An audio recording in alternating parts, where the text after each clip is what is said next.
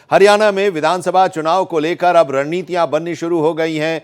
BJP ने अपने उम्मीदवारों की पहली सूची जारी कर दी है। 67 उम्मीदवारों की पहली सूची जारी की बीजेपी ने और सूची के जारी होते ही इस्तीफों की भी झड़ी लगनी शुरू हो गई है। भारतीय जनता पार्टी के अंदर हरियाणा में भगदड़ मचती हुई दिखाई दे रही है। प्रत्याशियों के ऐलान के बाद कई नेताओं ने इस्तीफा दे दिया है पार्टी से। अब तक 20 बड़े नेताओं ने बीजेपी का दामन छोड़ दिया है, पार्टी से इस्तीफा, प्राथमिक सदस्यता से इस्तीफा दे दिया है। कई बड़े नेताओं की नाराजगी अभी सामने भी आने लगी है।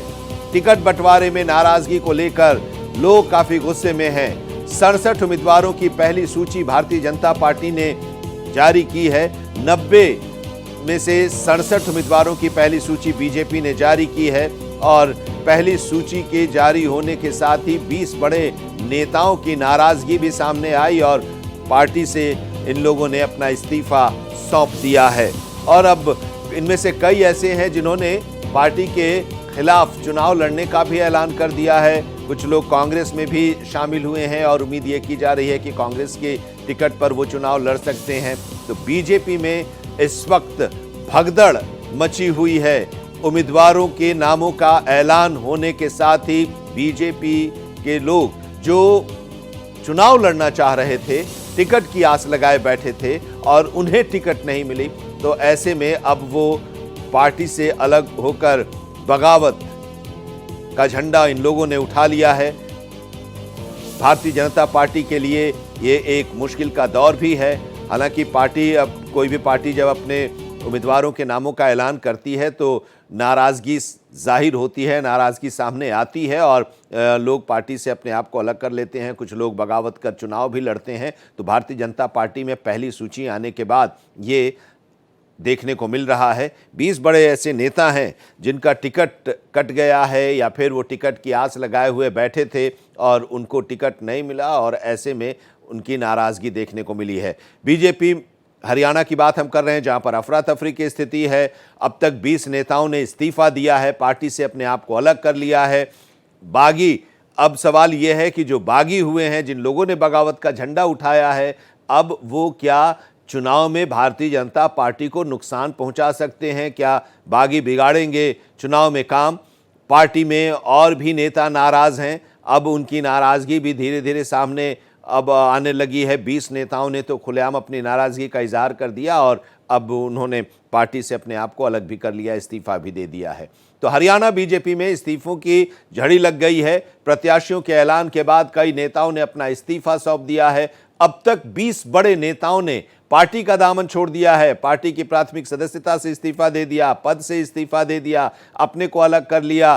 कई लोगों ने तो निर्दलीय चुनाव लड़ने का ऐलान भी कर दिया है। कुछ लोग पार्टी छोड़कर दूसरी पार्टियों में जाकर वहां से भी उम्मीदवार बनने की तैयारी कर रहे हैं। कई बड़े नेताओं की नाराजगी अभी सामने भी आने वाली है।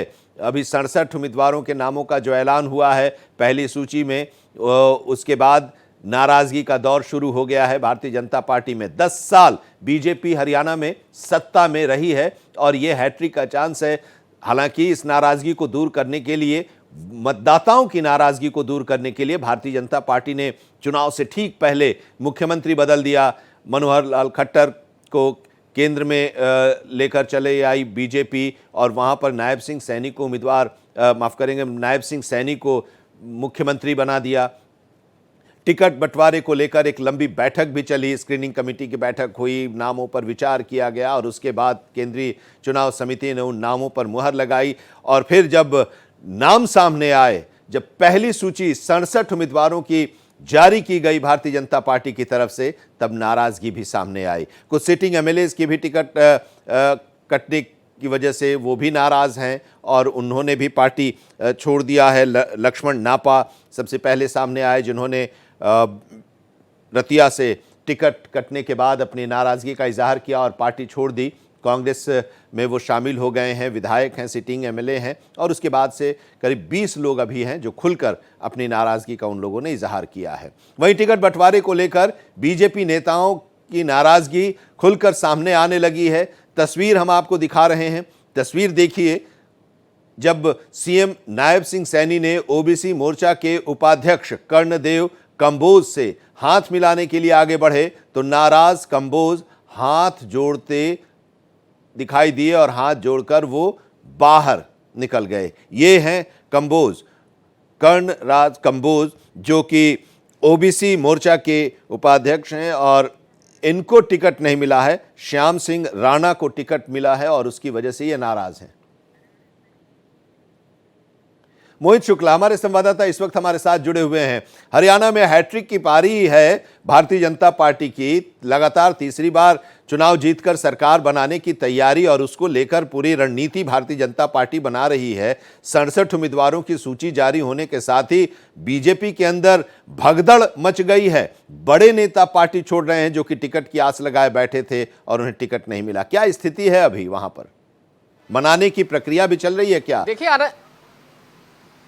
देखिए आनंद जी, आपने कहा कि हैट्रिक की बारी है, तो मैं तो उसमें ये कहूंगा कि उससे पहले बहुत बड़ी दुश्वारी है, और दुश्वारी है बीजेपी के लिए, क्योंकि छोटे बड़े तमाम 250 बीजेपी के नेताओं ने अब तक हरियाणा बीजेपी से इस्तीफा दे दिया है। प्रदेश उपाध्यक्ष हैं जीएल शर्मा, उनकी भी अब बात ये आ रही है कि वो घर वापसी करेंगे, 8 तारीख को कांग्रेस ज्वाइन कर सकते हैं। तो एक एक करके तमाम ऐसे बड़े दिग्गज नेता जो कभी बीजेपी का दामन थाम के वहां मंत्री तक रहे हरियाणा सरकार में, अब वो इस्तीफा दे रहे हैं। चाहे रथिया की बात हो, चाहे जीएल शर्मा की बात हो, चाहे दूसरे बड़े कद्दावर नेताओं की बात हो, तो एक एक करके सारे नेता छूटते जा रहे हैं, कुनबा टूटता जा रहा है। उसकी वजह यह है क्योंकि सभी सारे जो सर्वे है, कई सारी जो आंतरिक रिपोर्टें हैं, वो अब ये कह रही हैं कि हरियाणा में कांग्रेस की सरकार आ रही है, हरियाणा में सरकार वापसी हो रही है। भले ही 10 साल का एक लंबा वक्त बीत गया, लेकिन हरियाणा इस बार बदलाव कर रहा है और उसकी प्रमुख वजह है, चाहे वो किसान आंदोलन हो, चाहे वो जाटों के साथ सरकार की अनबन रही हो, चाहे वो खिलाड़ियों के साथ में अनबन रहा हो,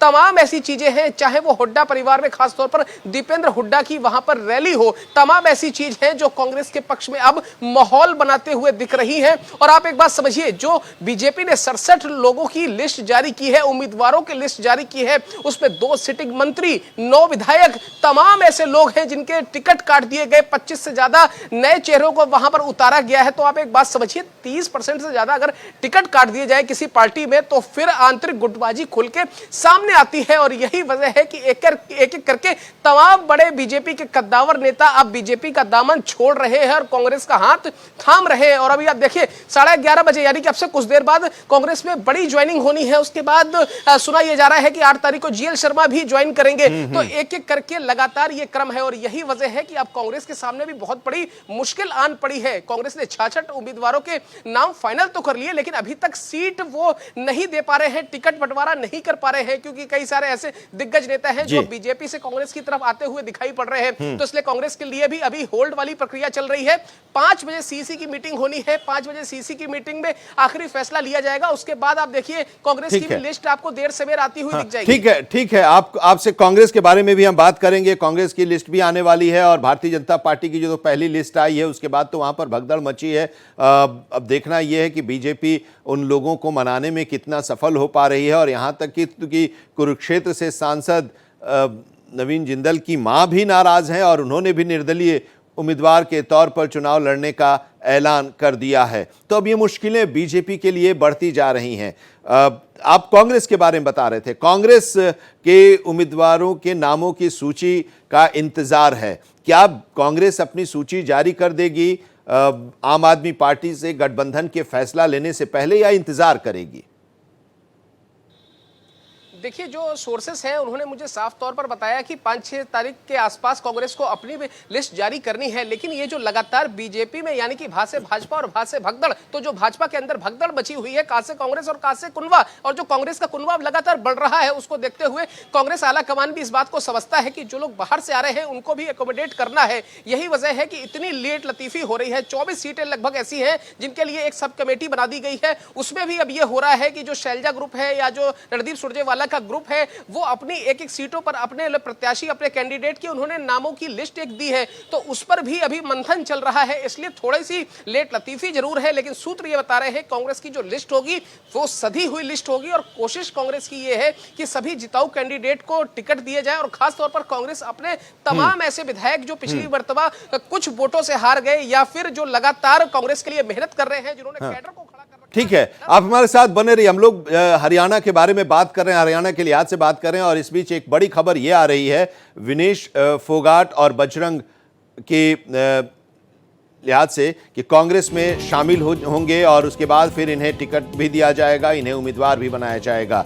कांग्रेस में आज शामिल होंगे ये दोनों पहलवान, विनेश फोगाट और बजरंग पुनिया। कांग्रेस का दामन थाम लेंगे, कांग्रेस ज्वाइन करेंगे बजरंग पुनिया और विनेश चुनाव लड़ेंगी, बजरंग प्रचार करेंगे, जो ये जानकारी मिल रही है। अब इसके बारे में विस्तार से बताएंगे हमारे सहयोगी हमारे साथ जुड़े हुए हैं। मोहित, जरा बताइए बजरंग पुनिया और विनेश फोगाट को लेकर।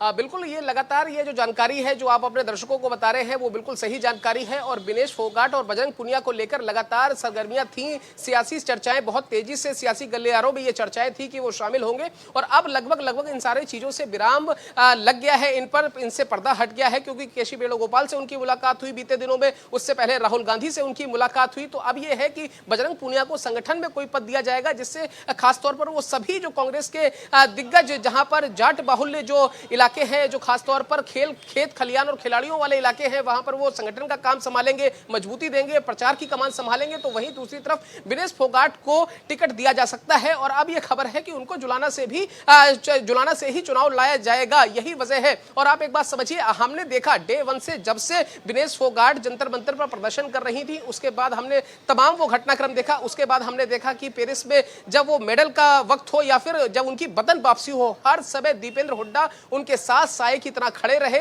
और दीपेंद्र हुड्डा जब उनके साथ दिखाई पड़े तब ये कयास लगाए गए कि विनेश फोगाट के पीछे कांग्रेस हुड्डा परिवार, कांग्रेस का पूरा जो कुनवा है वो खड़ा हुआ है। और यही वजह है कि अब वक्त आ गया है। दीपेंद्र हुड्डा से उनकी कई दिनों तक लगातार लंबी चर्चा हुई, दोनों एक दूसरे के टच में रहे, और अब यह है कि हुड्डा परिवार उनको टिकट दिलाकर राजनीति पर लेकर आ रहा है। और यकीनन अगर उनको विनेश को टिकट मिलेगा तो विनेश वहां पर राजनीति में एक नया दांव खेलेंगी, और वो दांव जो होगा वो ऐसा धोबी पछाड़ होगा कि अपने सामने वाले प्रतिद्वंदी को, चाहे वो किसी भी पार्टी से, उसको चित करेगा। विनेश चुनाव जीतेंगी। यही वजह है कि जिताऊ कैंडिडेट के तौर पर विनेश को देखा जा रहा है, और उनकी आज ज्वाइनिंग होनी है, और ज्वाइनिंग के साथ ही उनको टिकट भी मिलना है, यह फाइनल है।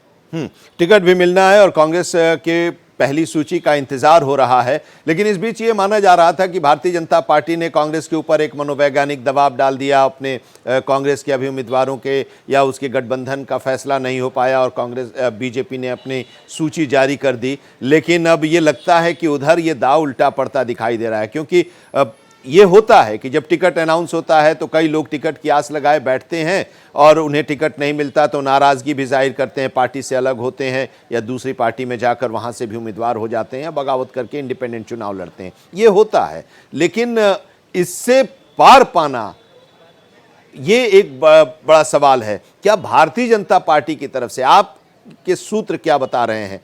इन लोगों से को मनाने का दौर शुरू है, प्रक्रिया शुरू है, क्योंकि अभी जो एक तस्वीर हमने देखी, सीएम नायब सिंह सैनी और कर्ण देव कंबोज जो कि ओबीसी मोर्चा के उपाध्यक्ष थे, आमने सामने आए, हाथ बढ़ाए मिलाने के लिए, और कंबोज साहब हाथ जोड़कर आगे बढ़ गए, निकल गए बाहर। तो ये कुछ जानकारी मिल रही है कि बातचीत चल रही है, जो नाराज़ हैं, जिन लोगों ने निर्दलीय लड़ने का ऐलान कर दिया है या पार्टी से इस्तीफा देने का ऐलान कर दिया है। देखिए आनंद, लगातार मैं यही आपको बताने की कोशिश कर रहा हूं कि महज कर्णदेव कंबोज की ही बात नहीं है। छोटे मोटे लगभग 250 उसमें, चाहे वो सिटिंग मंत्री हो, विधायक हो, या फिर छोटे मोटे कार्यकर्ता ही सही, चाहे वो वार्ड लेवल पर हो, पंचायत समिति लेवल पर हो, ऐसे तमाम 250 छोटे बड़े कार्यकर्ताओं ने, मंत्रियों ने, विधायकों ने इस्तीफा दिया है बीजेपी से, और वहां पर भगदड़ मची हुई है। कर्णदेव कंबोज की आपने जो बात की है, वो पूर्व में राज्य मंत्री भी रह चुके हैं हरियाणा सरकार में, और मौजूदा समय में ओबीसी मोर्चे के वहां पर अध्यक्ष हैं। आप एक बात समझिए, जिस ओबीसी वोट बैंक को एक अपना खास वोट मान के, अपना वोट बैंक मानकर बीजेपी हमेशा बढ़ती रही है, चुनाव लड़ती रही है, वही ओबीसी मोर्चे के अगर अध्यक्ष, अगर आप सोचिए कि वहां से इस्तीफा दे देते हैं तो स्थिति क्या हो जाती है। अब आप थोड़ा सा अगर डाटा वाइज समझेंगे तो हरियाणा में लगभग 22.7% जाट वोटर है, उसके अलावा लगभग 3.5 से 4% के आसपास ब्राह्मण वोट है, और लगभग 1 से 2% वहां पर सैनी वोट है। उसके अलावा तमाम कई सारे जो हैं, मतलब आप ये समझिए कि जो ओबीसी है, जाट है, वो वोट वर्ग वहां पर एक अच्छी खासी तादाद में वोट बैंक है। और यही वजह है कि बीजेपी को इस बात का इल्म है, जानकारी है, मालूमात है, वो अपने किसी भी व्यक्ति को खोना नहीं चाहती है। लेकिन हुआ क्या, आप एक बात समझिए, जब आपने देखा होगा कि लोकसभा चुनावों के दौरान बीजेपी ने लिस्ट जारी की थी, तो मैं अगर यूपी का आपको एग्जांपल देता हूं, यूपी में से 51 में से 47 पुराने उम्मीदवारों पर बीजेपी ने दांव खेल दिया था, जिसका नुकसान बीजेपी को उठाना पड़ा इलेक्शन में। और हमने देखा कि बीजेपी को अच्छा खासा नुकसान हुआ था। इसी वजह से हम देख रहे हैं कि बीजेपी ने इस बार हरियाणा के अंदर टिकट काटे हैं, अच्छी संख्या में काटे हैं, और ये एग्जाम्पल सेट करने की कोशिश की है, जैसा महाराष्ट्र में बीजेपी ने किया था, जैसे दूसरे सूबों में पहले किया था। जी, शुक्रिया हमारे साथ जुड़ने के लिए और हरियाणा के बारे में विस्तार से बताने के लिए। भारतीय जनता पार्टी और कांग्रेस के लिहाज से वहां पर इस वक्त क्या चल रहा है, किस तरह की सियासत है, मोहित आपका